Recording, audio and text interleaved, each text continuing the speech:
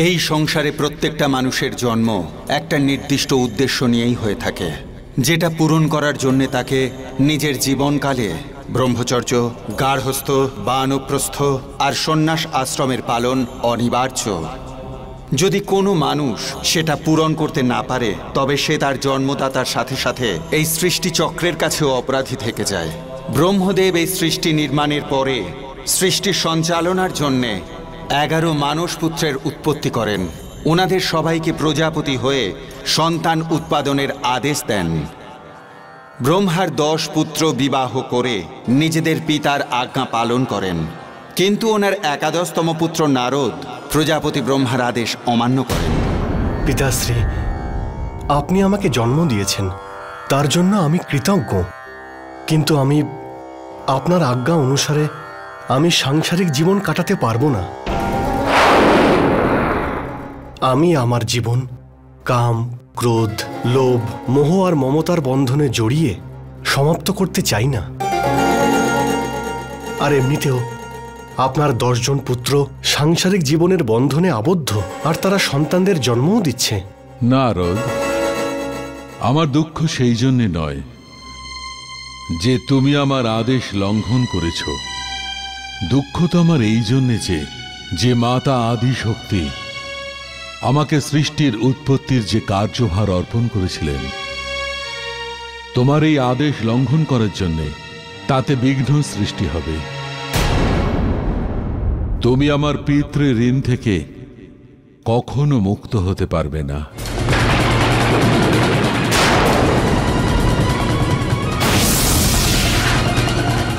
পিতাশ্রী, যদি আপনি আমাকে পিতৃঋণ থেকে মুক্ত করতে না চান, তাহলে নাও করতে পারেন, এটা আপনার সিদ্ধান্ত। কিন্তু আমি আপনার মতো সাংসারিক জীবনে আবদ্ধ হতে চাই না।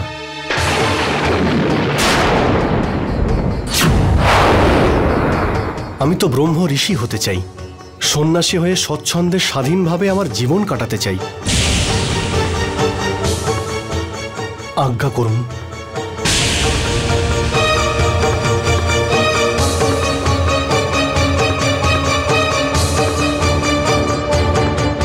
দাঁড়ান নারদ।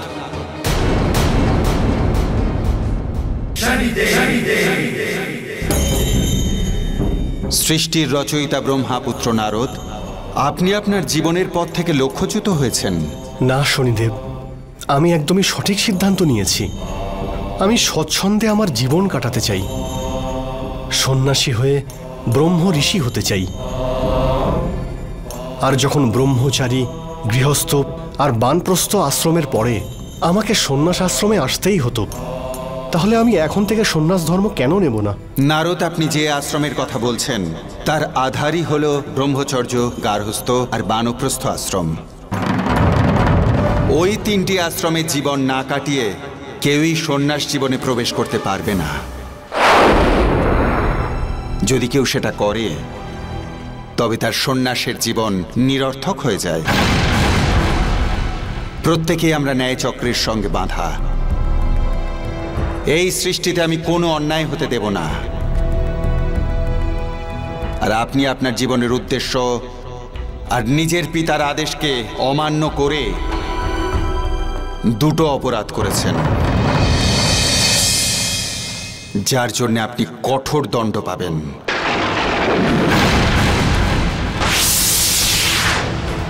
আর সেই দণ্ড হলো এই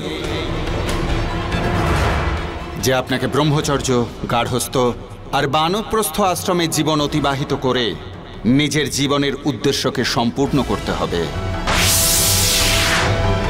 আর তার জন্যে আপনাকে যতবারই জন্মগ্রহণ করতে হোক না কেন,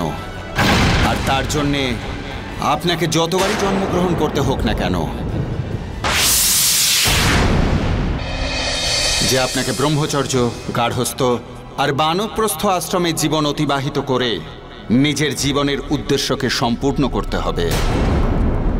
আর তার জন্যে আপনাকে যতবারই জন্মগ্রহণ করতে হোক না কেন,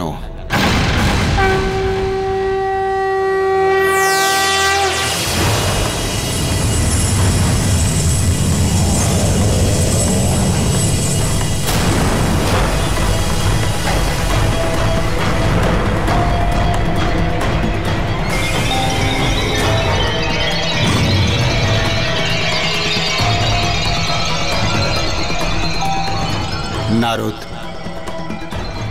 আপনার আত্মা পৃথিবীতে একের পর এক জন্ম ততদিন নিয়ে যাবেন যতদিন সৃষ্টিতে আপনার জন্য নির্দিষ্ট কর্তব্য আপনি সম্পূর্ণ পালন না করছেন।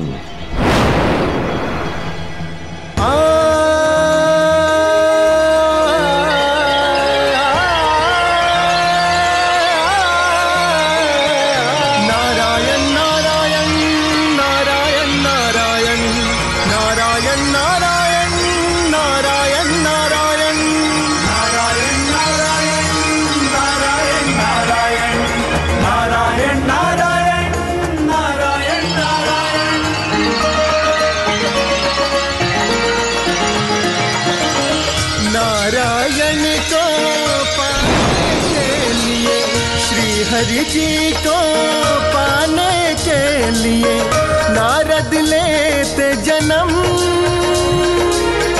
लेते साथ जन्म।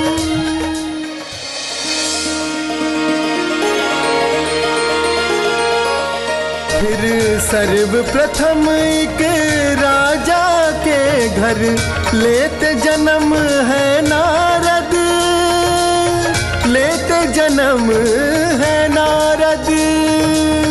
बालकाल का वैभव भोगे बचपन का ज्ञान ले नारद, बचपन का ज्ञान ले नारद।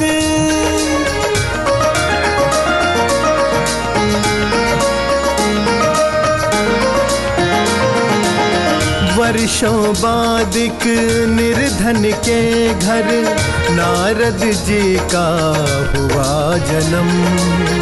मात पिता की सेवा करके निभाते हैं एक पुत्र धर्म। युवा अवस्था में नारद जी को कर्म योग का ज्ञान मिला। फिर एक ऋषि के कुल में जन्मे जहाँ वेद पुराण का ज्ञान मिला। मात पिता सेवा कर चारों आश्रम ज्ञान अर्जित करते। कई वर्षों बाद चित्रकेतु के घर में जन्म है लेते, घर में जन्म है लेते। शनि देव ने उनके घर में गृहस्थ आश्रम ज्ञान दिया, गृहस्थ आश्रम का ज्ञान दिया।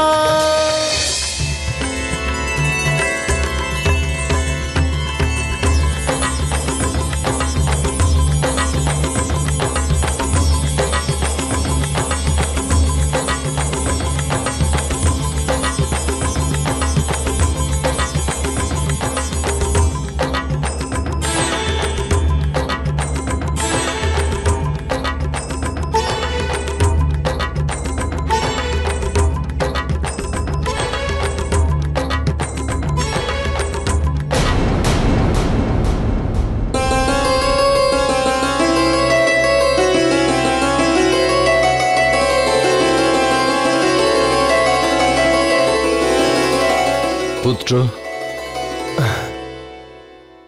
আমার কাছে সঙ্গীতে যত জ্ঞান ছিল সেসব আমি তোমাকে দান করেছি।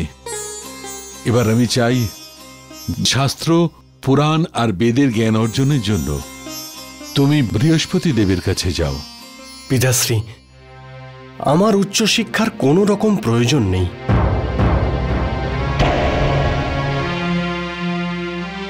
আজকে আমি সর্বশ্রেষ্ঠ সেতার বাদক, আর এর থেকে বেশি জ্ঞানের আমার কোনো প্রয়োজন নেই।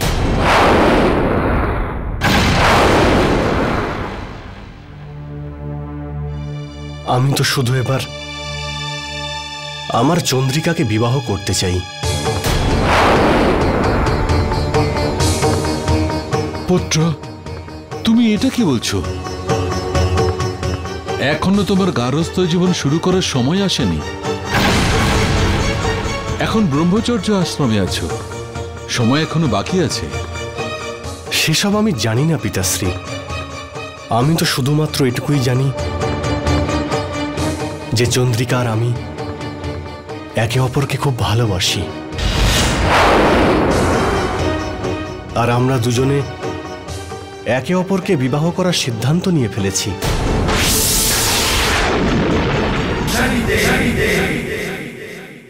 পিতাশ্রী, আপনি আমাদের আশীর্বাদ দিয়ে আমাদের এই বিবাহকে সম্পন্ন করুন, না হলে আমি নিজেই বিবাহ করে নেব।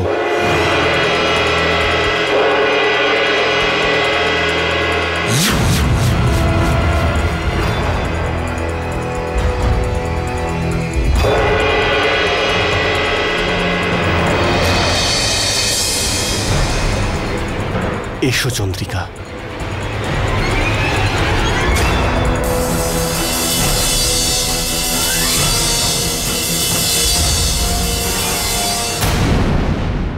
নারদ, আজ আপনি সেই পথে এগিয়ে চলেছেন যে পথ আপনি ত্যাগ করেছিলেন, যে গার্হস্থ্য ধর্ম আপনি পালন করবেন না বলে ব্রহ্মাকে জানিয়ে দিয়েছিলেন।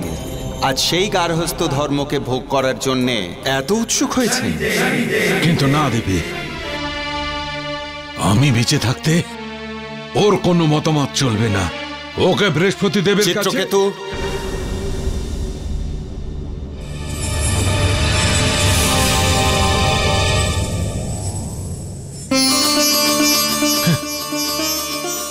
প্রণাম শনিদেব। শনিদেব, আপনি? আপনার চিন্তা আর দ্বিধা দূর করার জন্যই আমি এখানে এসেছি। আপনার পুত্র যে বিবাহ করার নির্ণয় নিয়েছেন তার সাথে আমার ন্যায়চক্র জড়িয়ে। আপনি আপনার পুত্রের বিবাহ হতে দিন, তাতেই ওর কল্যাণ হবে।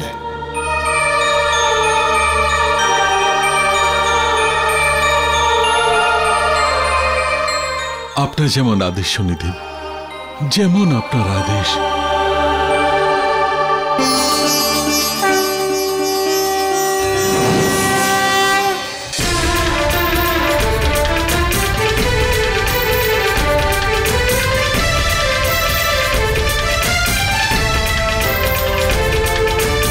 ऐसे गृहस्थी में नारद फंसते, भूल गए सारा संसार।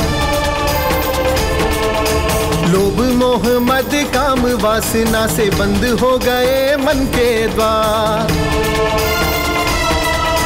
नारी के मोह में लिप्त हुए यूं, भूल गए सब शिष्टाचार। व्याकुल मन में तड़प प्रिया की, मिलने को चाहे बारंबार।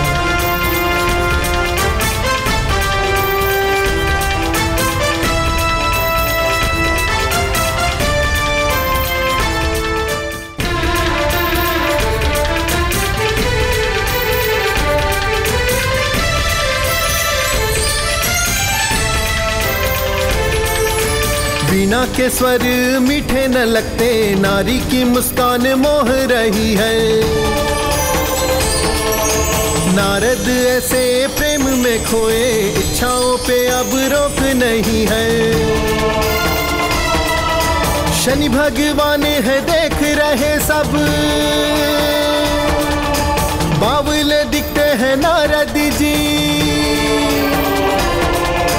कितना सुंदर गृहस्थ जीवन आनंद ले रहे नारद जी। ग्रस्त চন্দ্রিকা, চন্দ্রিকা, চন্দ্রিকা, চন্দ্রিকা। এটা কি করছেন আপনি স্বামী?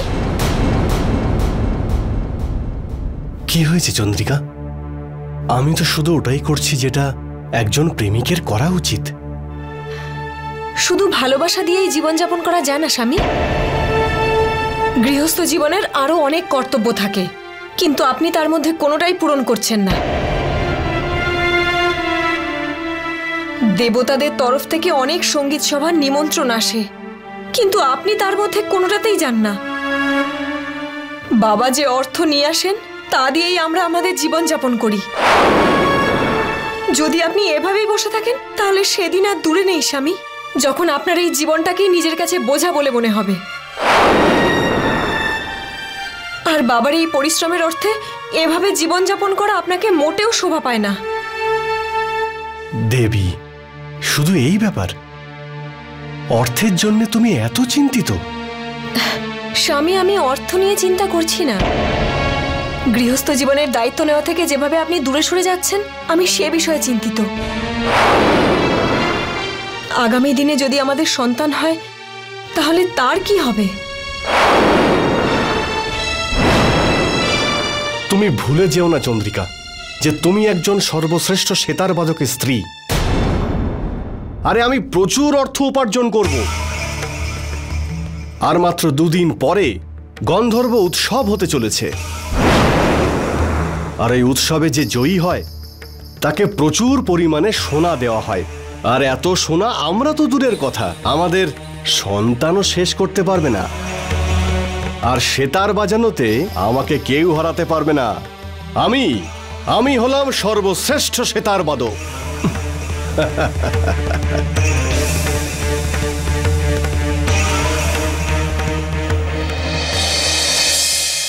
নারদ, আপনি আপনার গার্হস্থ্য জীবনে প্রবেশ করে ফেলেছেন, কিন্তু গার্হস্থ্য জীবনের সিদ্ধান্ত আর নিজের কর্তব্যের আপনার আভাসই নেই। যদি কোনো প্রাণী গার্হস্থ্য জীবনকে সঠিকভাবে আর মন দিয়ে পালন করে, তবে মোক্ষ নিশ্চিত। নারদ নিজের পূর্বজন্মে গার্হস্থ্য জীবন পালন না করেই ব্রহ্ম ঋষি হতে চেয়েছিলেন, যেটা কিছুতেই সম্ভব নয়। সেই জন্যেই আমি আপনাকে এই পরিস্থিতিতে রেখেছি। কিন্তু আপনার অহংকার আপনাকে আপনার রাস্তা থেকে বিচ্যুত করছে।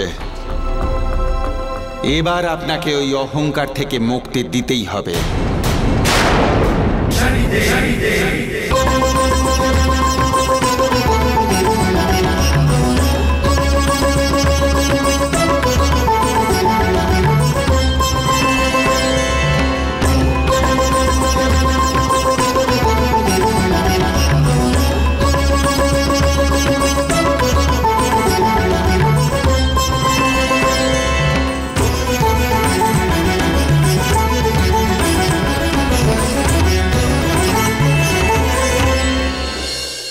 উপভ্রান্ত মহাশয়, আপনার সেতার বাদন অলৌকিক। তাই আপনাকে গন্ধর্ব সমাজের সর্বশ্রেষ্ঠ সঙ্গীত সম্রাট। দাঁড়ান।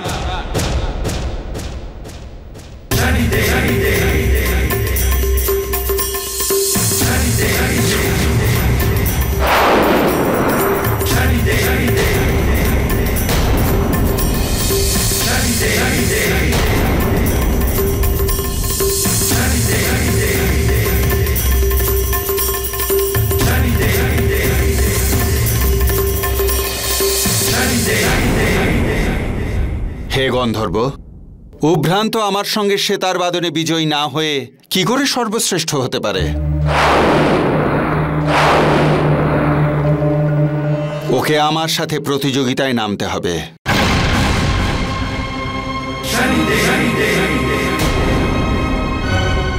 আগন্তুক, আমার সঙ্গে সেতার বাজনায় আজ পর্যন্ত কেউ জেতেনি, কিন্তু তুমি আমার সঙ্গে প্রতিযোগিতা করার বাহানায় সর্বশ্রেষ্ঠ সেতার বাদকের সঙ্গে সেতার বাজানোর সৌভাগ্য অবশ্যই পাবে।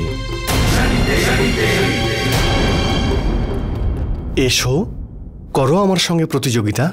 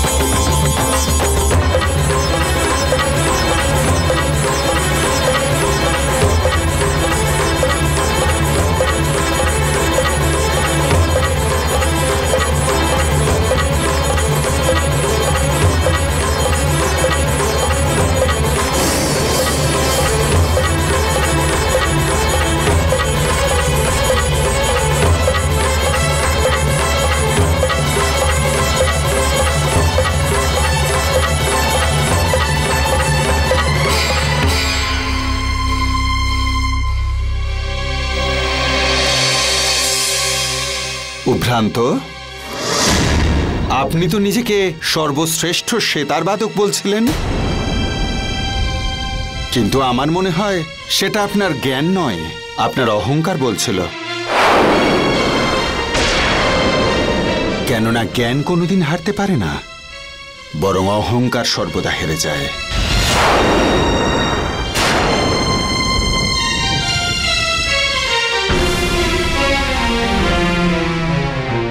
আগন্তুক,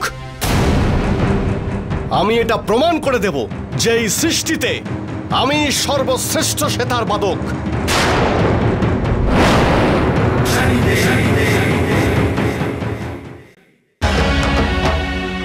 স্বামী, স্বামী দাঁড়ান আপনি।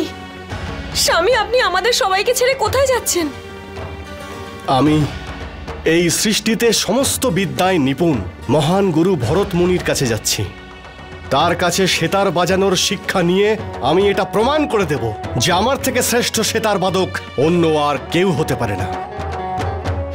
স্বামী, এই সময়টা অহংকার নিয়ে লড়াই করার নয়, বরং জীবনে বাঁচার সময় এটা। আর এই সময় আমার আপনার ভালোবাসার এবং আপনার পাশে থাকার অত্যন্ত প্রয়োজন। আমি গর্ভবতী।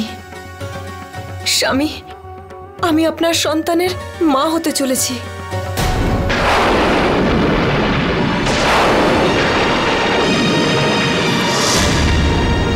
সে যাই হোক না কেন, তোমাকে দেখাশোনার জন্য এখানে মাতা পিতা রয়েছেন। আমি আমার অপমানের প্রতিশোধ নেওয়ার পরেই এখানে ফিরব।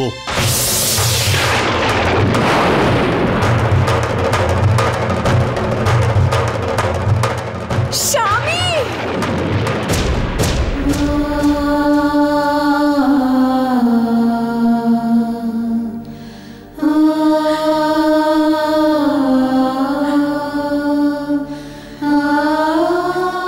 গার্হস্থ্য জীবনে নিজের সুখের অধিক পরিবারের সকলের সুখ আর তাদের প্রয়োজনটাই প্রধান থাকা উচিত। গার্হস্থ্য জীবনে যুক্তিকে গ্রহণ করাটাই মুখ্য। এটাই হলো গার্হস্থ্য জীবনের সত্য সার। কিন্তু নারদ, আপনি তো এতদিন শুধু তিরস্কারই করে এসেছেন।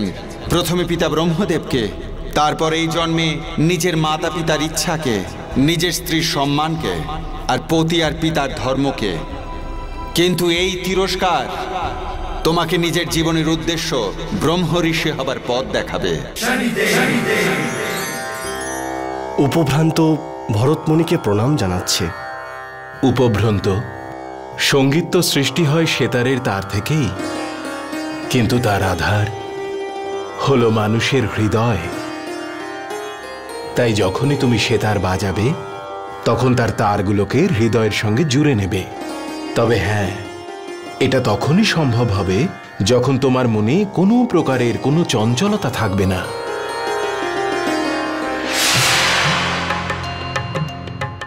প্রণাম শনিদেব। প্রণাম স্বর্গ অপ্সরা মোহিনী রম্ভা। শনিদেব, রম্ভা আপনার ন্যায় চক্রের সহযোগী হয়ে নিজেকে সৌভাগ্যবতী মনে করছে। আদেশ করুন শনিদেব। রম্ভা, আজ একটা বিশেষ প্রয়োজনে তোমাকে সকল নাট্যকলার হেতু গুরু ভরত মুনির আশ্রমে যেতে হবে।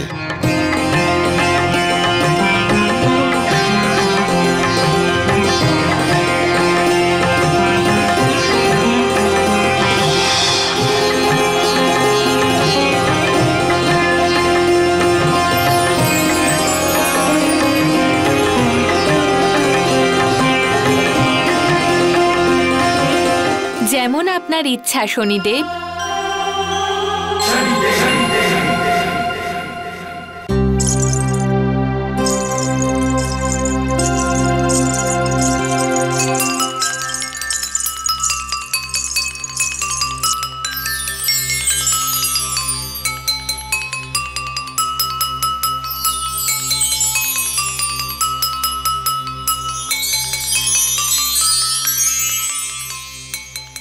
প্রণাম গুরুদেব। সর্বদা সুখী থাকো। কি ব্যাপার রম্ভা, আজ হঠাৎ গুরুদেবের কথা মনে পড়ল যে? গুরুদেব, আমি আপনার কাছে বিলাসিনী নৃত্য এখনো শিখিনি। আজ সেই বিদ্যা আমি শিখতে এসেছি। অতি উত্তম। ও আমার শিষ্য উপভ্রন্ত। ও আমার কাছে সেতার শিখতে আসে। এখন থেকে তোমাদের প্রশিক্ষণ একই সঙ্গে হবে।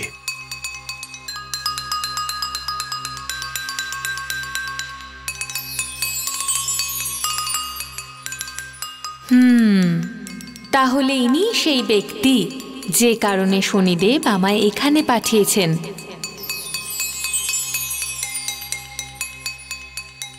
প্রণাম।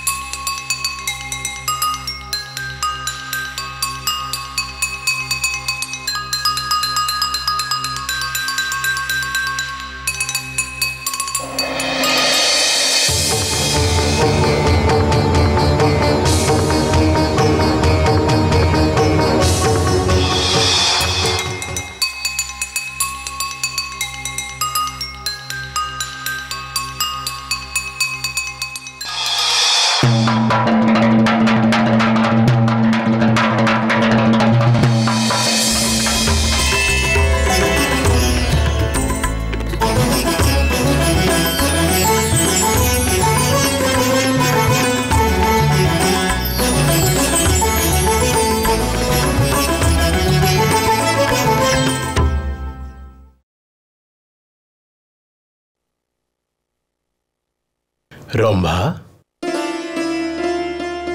তোমার এই বিলাস নৃত্যের শিক্ষা পূর্ণ হয়েছে। এখন তুমি ইন্দ্রলোকে ফিরে যেতে পারো। আমার আশীর্বাদ তোমার সঙ্গে থাকবে।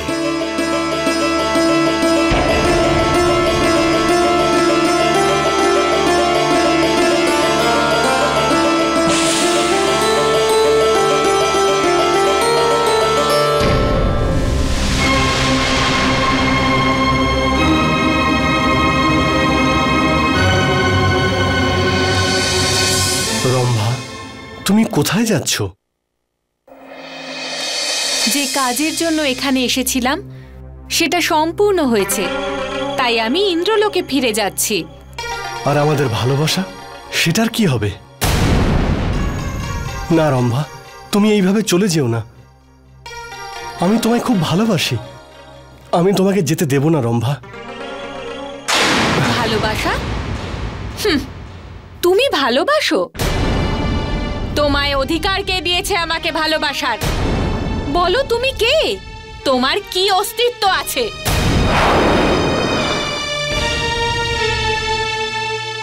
আমি তো রম্ভা, ইন্দ্রলোকের অপ্সরা।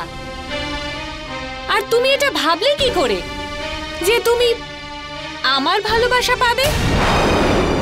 যদি আমি তোমায় ঘৃণাও করি তাহলেও অপমান অনুভূত হবে।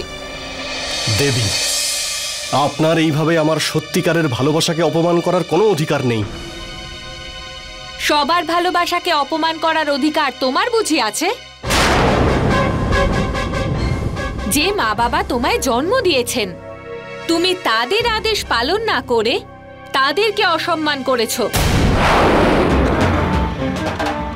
এক নারী তোমায় ভালোবেসে তোমায় বিয়ে করেছে, তুমি তার ভালোবাসাকে অসম্মান করেছো।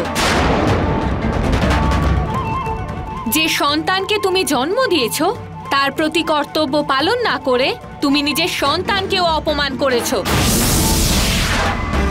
উপভ্রন্ত, তোমার ভালোবাসার বা ভালোবাসা পাওয়ার কোনো যোগ্যতা নেই।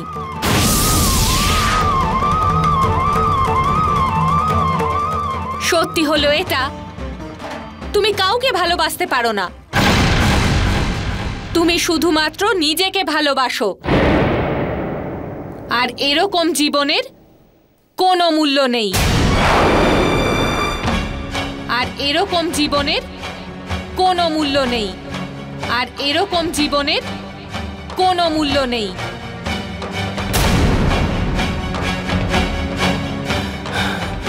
পিতাশ্রী, আমার উচ্চশিক্ষার কোনো রকম প্রয়োজন নেই।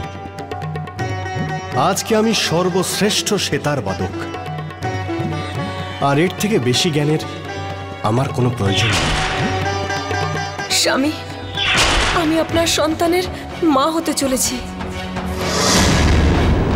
সে যাই হোক না কেন, তোমাকে দেখাশোনার জন্য এখানে মাতা পিতা রয়েছেন। আমি আমার অপমানের প্রতিশোধ নেওয়ার পরেই এখানে ফিরব। সত্যি হলো এটা, তুমি কাউকে ভালোবাসতে পারো না। তুমি শুধুমাত্র নিজেকে ভালোবাসো, আর এরকম জীবনের কোনো মূল্য নেই। আর এরকম জীবনের কোনো মূল্য নেই।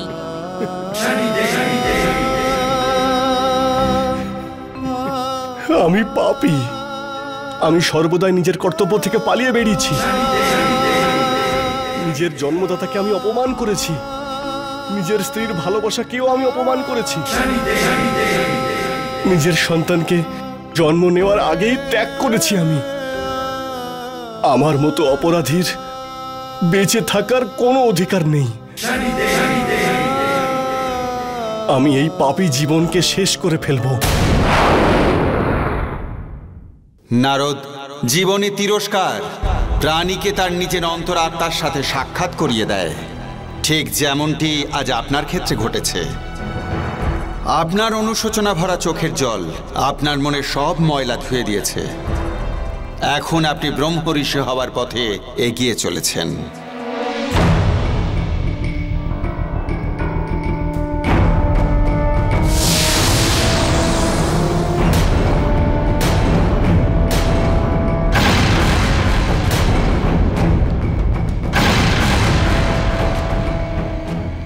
আমার মতো স্বার্থপরের এই সৃষ্টিতে বেঁচে থাকার কোনো অধিকার নেই।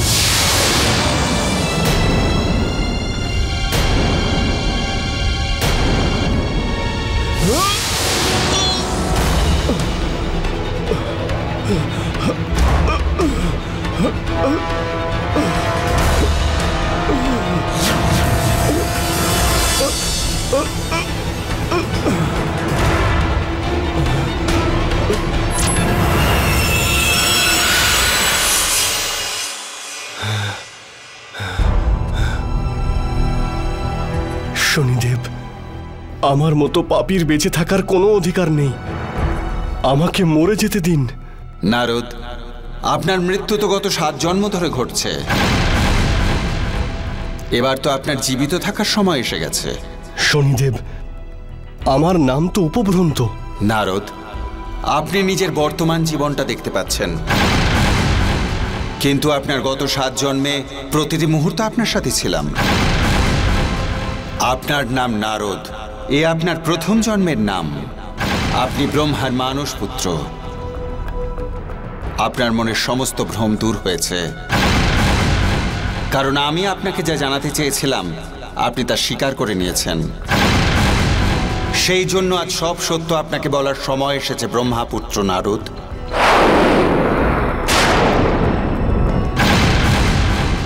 সেই জন্য আজ সব সত্য আপনাকে বলার সময় এসেছে ব্রহ্মাপুত্র নারদ।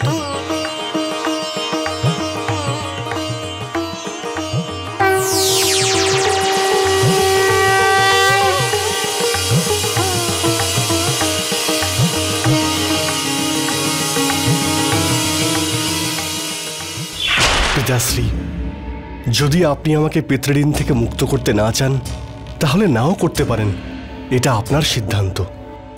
কিন্তু আমি আপনার মতো সাংসারিক বন্ধনে আবদ্ধ হতে চাই না। আমি তো ব্রহ্ম ঋষি হতে চাই, সন্ন্যাসী হয়ে স্বচ্ছন্দে স্বাধীনভাবে বাঁচতে চাই আমি।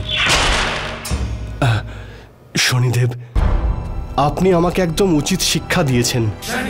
আমার মতো অবুঝকে, যে শুধু নিজের স্বার্থের জন্য ব্রহ্ম ঋষি হওয়ার লোভে নিজের পিতার কথা মানতে অস্বীকার করেছিল, নিজের জীবনের উদ্দেশ্যকে অস্বীকার করেছিল, তার এইরকম শাস্তি পাওয়ার খুবই প্রয়োজন ছিল। শনিদেব, এই 7 জন্ম কাটিয়ে আমি এটা বুঝতে পেরে গেছি যে সত্যিকারের সন্ন্যাসী ব্রহ্মচার্য, গৃহস্থ আর বানপ্রস্থ জীবনযাপন করার পরেই প্রাপ্ত হয়, আর তা না হলে সন্ন্যাস জীবন অর্থহীন। নারদ, এখন আপনি আপনার জীবনের সমস্ত সত্য জেনে গেছেন। বলুন, আপনি কোন পথে যেতে চান? শনিদেব, এখন আমি আমার জীবনের উদ্দেশ্য আর নিজের কর্তব্য পালন করতে চাই। আমার স্ত্রী, মাতা পিতার সন্তান আমার জন্য অপেক্ষায় রয়েছেন। তাই আমি গৃহস্থ জীবন সম্পূর্ণ করার পরেই বানপ্রস্থ আশ্রমেও জীবন কাটাতে চাই। তারপরেই আমি সন্ন্যাস ধর্মের পথে এগোতে পারবো। নারদ, এবার আপনি নিজের জীবনকে ভোগ করে বানপ্রস্থের পরে নিজের বাস্তবিক শরীরে ফিরে আসবেন। আপনার কল্যাণ হোক।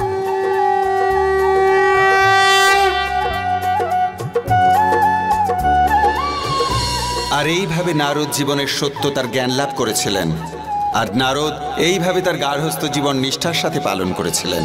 পুত্র, পতি, পিতা আর একজন সামাজিক প্রাণীর সমস্ত কর্তব্যকেই দায়িত্বর সঙ্গে পালন করেছিলেন। আর বানপ্রস্থ আশ্রম উপভোগ করার পরে ওনার সপ্তম জন্ম সমাপ্ত হয়েছিল।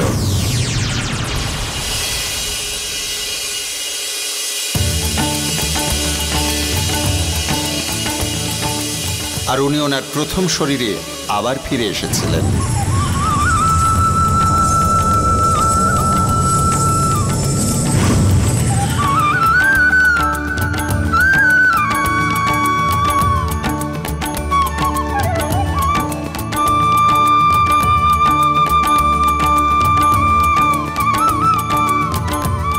পিতাশ্রী, আমাকে ক্ষমা করুন।